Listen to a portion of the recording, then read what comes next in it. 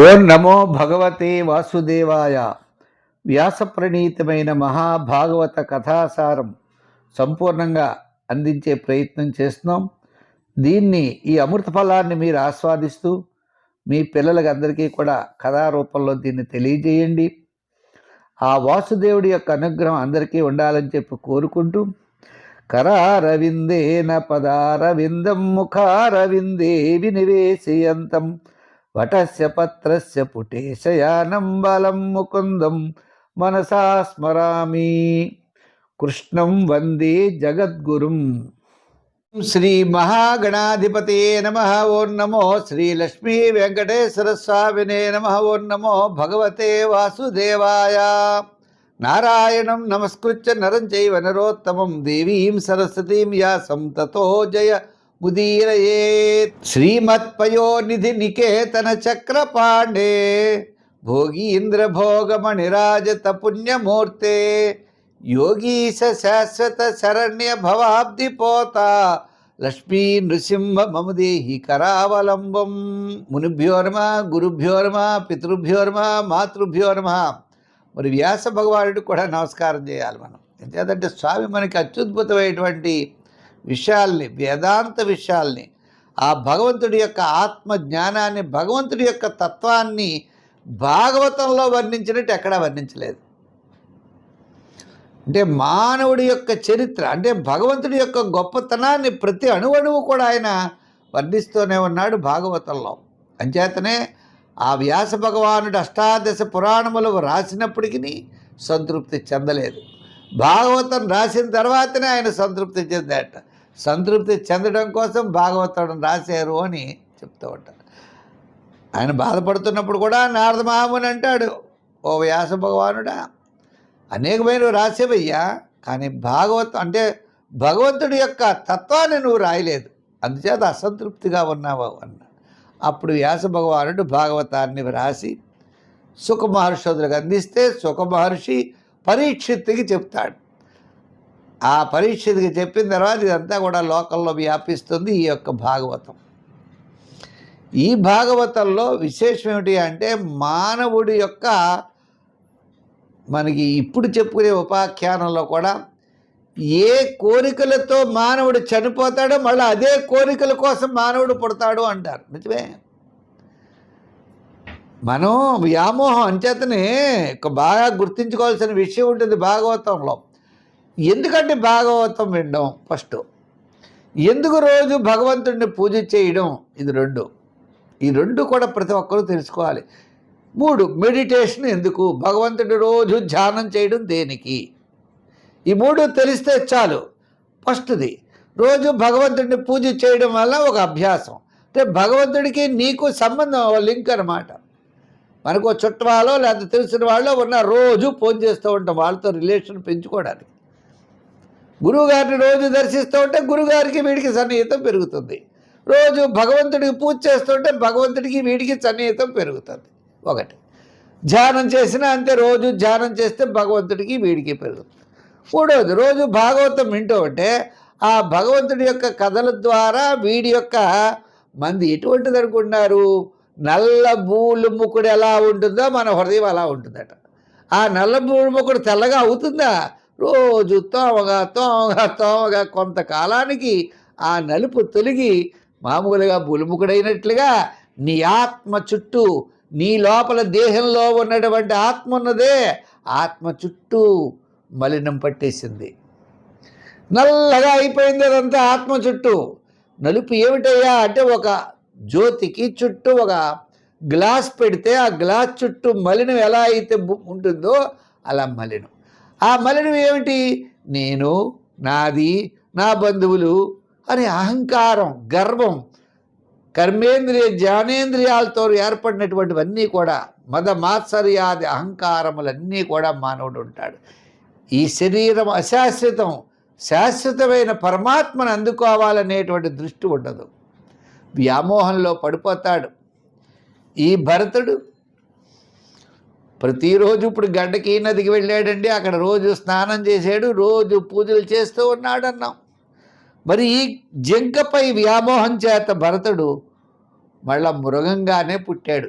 ఎందుకు ఈ కథ ఏమిటయా అంటే, ఒకప్పుడు భరతుడు ఈ గండకి నదీ జలాల్లో స్నానం చేస్తూ ఉన్నాడు. గండకి ఇక్కడ సంధ్యావందనం చేసుకుని ఆ నదిలో ఒక 3 గడియలు కాలం, అంటే 2.5 గడియలు అనుకోవచ్చు. 2.5 గడియలు అయితే 1 గంట. దాంట్లో ఆ సూర్య భగవాను ఆరాధించడం, ఓంకారాన్ని జపించడం, ఇటువంటివన్నీ చేస్తూ ఉంటారు. తత్ర తదా రాజన్ హరిణీ పిపాసయా జలాశయాభ్యాసం ఏకైవ ఉపజగామా తదా పీపీయమాన ఉదకే తావదేవా విదూరేణ నదతో మృగపతే రున్నాదో లోక భయంకర ఉదపతతో. గండకీ నదిలో మనవాడు పాపం స్నానం చేస్తూ ఆ దేవతలందరినీ పూజిస్తూ ఉన్నాడు. అదే సమయానికి ఒక జింక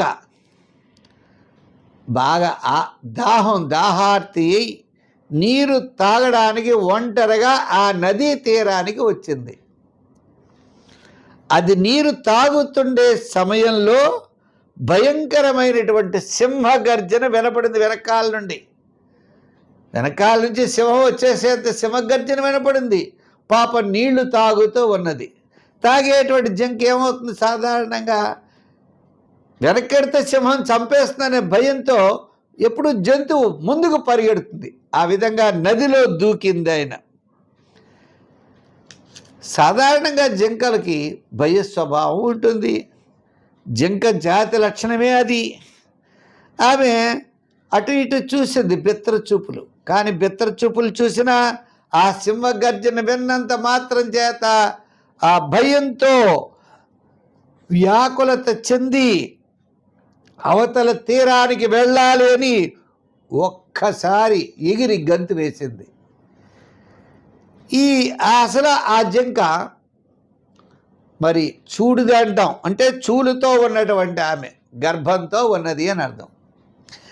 ఆ గర్భంతో ఉండి ఎగిరి గంతు వేసే సమయంలో ఆ భయం కారణంగా గర్భములో ఉన్నటువంటి జింక పిల్ల జారి నీటి ప్రవాహంలో పడిపోయిందట.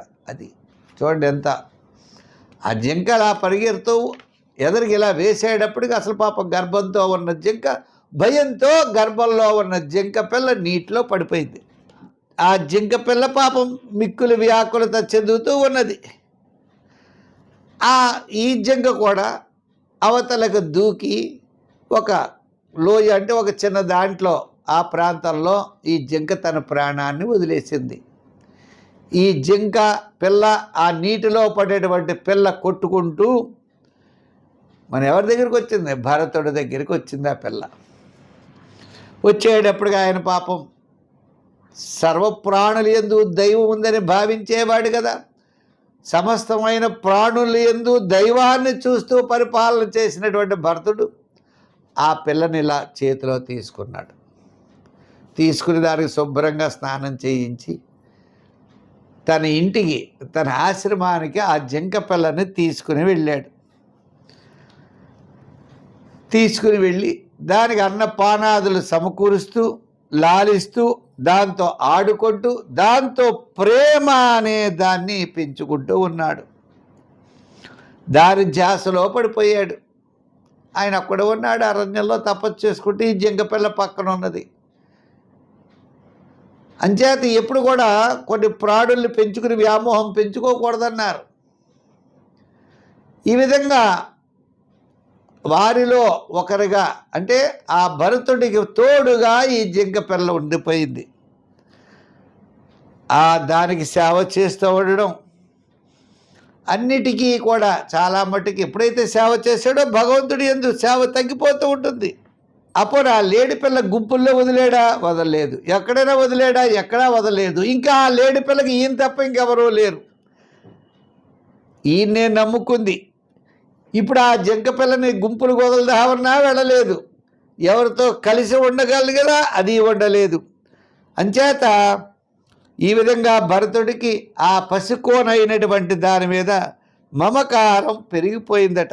ఇతి కృతానుషంగ ఆసన శయన నాటన స్థానాసనాదిషు సహ మృగజహున స్నేహానుబద్ధ హృదయ ఆసీతు.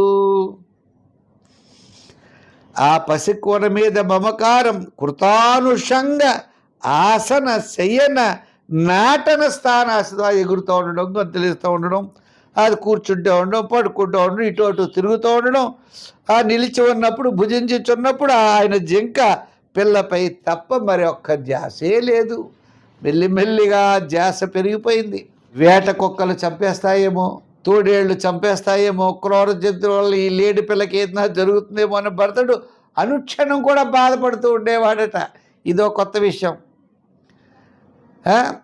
ఈయన ఏదైనా దర్భలు తెచ్చుకోవాలి, పువ్వులు తెచ్చుకోవాలి, మోదుగో సమిధులు తెచ్చుకోవాలి, పత్రాలు ఫలమూలాదులు తీసుకువెళ్ళడానికి వెళ్ళినప్పుడు కూడా ఈ లేడి పిల్లని వెంట పెట్టుకుని వెడుతూ ఉండేవాడు. నిత్య కర్మలు, నైమిత్య కర్మలు, కొన్ని కర్మలు చేస్తూ ఉన్నప్పుడు ఈ లేడి పిల్ల అడ్డుగా ఉన్నా దాన్ని తొలగిస్తూ ఉండేవాడు, మళ్ళీ దాన్ని పక్కన కూర్చోబెట్టుకుంటే ఉన్నాడు. ఇంకా ఏంటంటారు, ప్రతి పర్యందు ఆ జింక ఎల్లప్పుడూ ఆ జింక కోన తనకు కనబడకపోతే విలవల్లాడిపోయేవాడు. ఏమైపోయిందని. అయ్యో తల్లి లేని పిల్లే, ఈ లేడి పిల్ల దారి తప్పిపోయి ఎక్కడికి వెళ్ళిపోయిందో, దీని ప్రాణం ఏమైపోయిందో అని చెప్పి ఆ పిబ్బత సవై కృపణ ఏన బాలకో మృతహారిణి సుతోహో మమానార్యస్య శఠకిరాతమతే అన్నట్లుగా పాప ఆయన చాలా లేడి పిల్ల ఎందే ధ్యాస పెరిగిపోయింది. దయ కలిగినవాడు ఎక్కడికైనా వెళ్ళిందనుకోండి, ఆ తల్లి నాకు అప్పచెప్పింది, ఇంకా ఈ పసికోన రాలేదు అని బాధపడుతూ ఉండేవాడు. ఈ భరతుడు ఆ భూమిపై గల జింక పిల్ల కాలి గిట్టల గుర్తులుంటాయి, ఆ గుర్తులను చూసి ఆశ్చర్యం పొందేవాడు. ఓహో ఎక్కడికి వెళ్ళింది ఈ లేడి పిల్ల అని. అంచేత చాలా చాలా ప్రేమను పెంచుకున్నాడు. ఎంతంటే ఈ జింక పిల్ల తల్లి సింహగర్జన చేసి విన్న మాట విన్నంటనే తన ప్రాణాలను వదిలిపెట్టింది. ఈ అనాథ కలిగినటువంటి జింక పిల్లగా నేను తప్ప ఎవరున్నారు? యోగాభ్యాసాలు అట్టకెక్కి యోగము నుండి భ్రష్టుడైపోయాడు. ఆ లేడి పిల్లను పోషిస్తూ రక్షిస్తూ దాని యందే ప్రీతి కలిగి ఉన్నాడు. ఆత్మోన్నతి, ఆత్మవిద్య, ఆత్మజ్ఞానాన్ని మర్చిపోయాడు. ఎంత చదువుకున్నాడు, ఎంత భగవంతుడు ఏది చేసినా భగవంతుడు అనుకున్నవాడు ఇప్పుడు ఏది చేసినా ఈ లేడి పిల్ల అని భావిస్తూ ఉన్నాడు. పుట్టినవాడిని మృత్యువు కబలించక తప్పదు. అవసాన దశ వచ్చేసింది. ఇంకా ఆ లేడి పిల్ల పక్కనే ఓ కొడుకులా ఉన్నది. దాన్ని చూసి మనస్సు కూడా కుమిలిపోతూ ఉండేవాడు. ఎలా నేను చనిపోయిన తర్వాత ఇది ఎలాగా అని ఇలా బాధపడుతూ తన శరీరాన్ని వదిలిపెట్టాడు. తదానీమపి పార్శ్వవర్తినం ఆత్మజమివ అనుశోచంతం. తన కొడుకులా పాప లేడి పిల్ల ఏడ్చేదట. తదానీం అపి అప్పుడు కూడా పార్శ్వవర్తినం పక్కనున్నటువంటి ఆత్మజం ఇవ పుత్రుని వలె అనుశోచంతం ఏడ్స్తోంది ఆ లేడి పిల్ల. అభివీక్షమానో మృగయేవ అభినివేశిత మన విసృజ్య లోకమిమంస మృగేణ కళేబరం మృతం అను నా మృతాత్మజన్మన అన్నట్లుగా మరి ఆ లేడి పిల్లను దృష్టిలో పెట్టుకుని మనసు ఎప్పుడైతే శరీరాన్ని వదిలిపెట్టాడో మళ్ళా అతనికి ఆ లేడి జన్మే లభించిందట. అయితే ఆ లేడి జన్మ మళ్ళా లేడిగానే ఇతడు పుట్టాడు. పుడితే ఆత్మజ్ఞానం కలిగిన వాడు కాబట్టి అర్థమైంది. తాను భరతుడు అన్నట్లుగా ఆత్మజ్ఞానం ఉన్నవాడుగా శ్రీమన్నారాయణ ఆరాధించవలసిన వచ్చిందన్నవాడు చివరికి అరణ్యాలకు వచ్చి లేడిని పెంచుకోవడం వల్ల, లేడి యందు మనసు ఉండడం వల్ల మళ్ళా తనకి లేడి జన్మే కలిగింది అని బాధపడుతూ ఉన్నాడు. ఇత్యేవం నిగూఢ నిర్వేదో విసృజ్య మృగీం మాతరం పునర్భగవత్ క్షేత్రం ఉపశమశీల మునిగణ దయితం శాలిగ్రామం పులస్య పులహాశ్రమం కాలం జరాత్ ప్రత్యాజగామ. ఈ రాజర్షి అయిన భరతుడు మృగ శరీరంలో మృగంగా పుట్టాడు. వైరాగ్య భావం అన్నది అతడు తనకు ఇచ్చినటువంటి కాలం జర అనే పేరు గల పర్వతము నుండి పులస్య ఋషుల ఆశ్రమానికి చేరిపోయాడు. ఇదివరకు ఏ ఆశ్రమంలో ఉన్నాడు, ఇప్పుడు మళ్ళీ ఆశ్రమానికి వచ్చాడు. మునులకు ప్రియమైనది శాలిగ్రామ తీర్థం, దైవక్షేత్రంగా ప్రసిద్ధి చెందినటువంటిదట శాలిగ్రామ క్షేత్రం. అక్కడ లేడుగా ఉన్న భరతుడు మృత్యువు కొరకే నిరీక్షిస్తూ ఉన్నాడు. మరలా జీవితం మీద ఆశ కలిగిననే భయపడుతూ ఒంటరిగా ఉండి ఎండిపోయిన ఆకులు తింటూ, మృగం ఎండు ఆకులు తింటూ, తృణముల చిగుళ్ళు తింటూ, ఆ స్వామిని కొలుస్తూ ఆ గండకీ నది జలముల్లో మునిగి తన మృగ శరీరాన్ని త్యజించాడు భరతుడు. ఈ విధంగా మానవుడు ఏ భక్తి భావాలు ఉన్నాయో చూసారా, ఈ భరతుడు భగవంతుడి యందు భక్తిని వదిలిపెట్టి ఒక లేడి పిల్లని పెంచుకుని ఆ లేడి లేడి లేడి లేడు అని మమకారంతో ఉంటే మళ్ళా అటువంటి జన్మే అతనికి లభించింది. కానీ మహానుభావుడు కాబట్టి పూర్వజన్మ జ్ఞానం కలిగిన అతడు మళ్ళా ఆ గండకీ నది జలాల్లో స్నానం చేస్తూ నియమనిష్టలు పాటిస్తూ ఆ స్వామిని కొలుస్తూ మనస్సును నమ్మలేదు. మనస్సును నమ్మితే కామ క్రోధ లోభ మోహ మద మాత్సర్యాది హరిషడ్ వర్గాన్ని జయించవలసి వస్తుంది. మనస్సును నమ్మితే మనసు ఎప్పుడైనా మోసపోతుంది.